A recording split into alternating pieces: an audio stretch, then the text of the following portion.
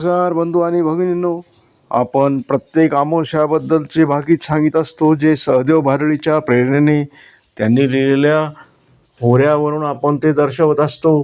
तर मायबाप प्रेक्षकांना विनंती की ह्या वर्षी नवीन वर्षात पहिली अमावस्या जी आहे ती पौष अमावस्या असून तिला मौनी अमावस्यासुद्धा म्हणतात. आणि या दर्श अमावस्येबद्दल तुम्हाला मला हे सांगायचं की याचं सहदेव भारळीनुसार काय भाकीत आहे.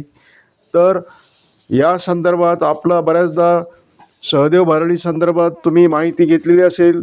तर सहदेव आणि भारळी हे बंधू भगिनी नेहमीच अमावस्याचे व विविध फळे सांगतात.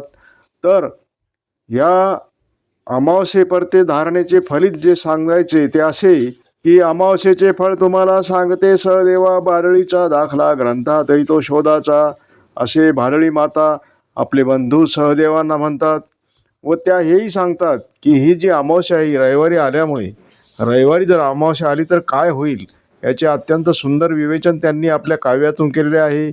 तर त्या म्हणतात, रविवारी हो आली अवस तरी धान्य स्वस्त होय, राजा प्रजेस सुख उपजे प्रजा आनंदात राहे. तर हे असं भाकीत पुढच्या अमावस्येपर्यंत असते.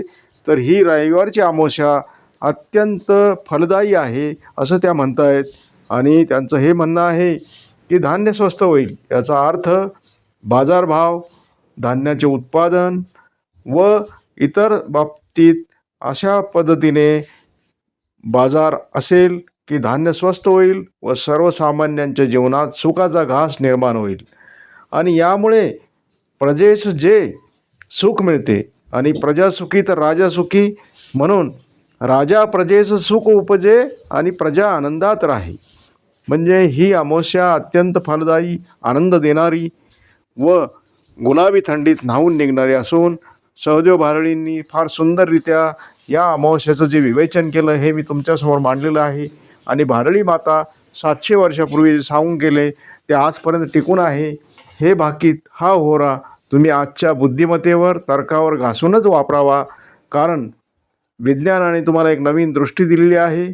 व हे भाकीतसुद्धा पुरातन संस्कृत ग्रंथाचं प्राकृत भाषेत भाषांतर करून हवामानातील बदल व पशुपक्ष्यांचे विचरण यावर आधारित असलेले त्या ग्रंथात म्हटलेले आहे.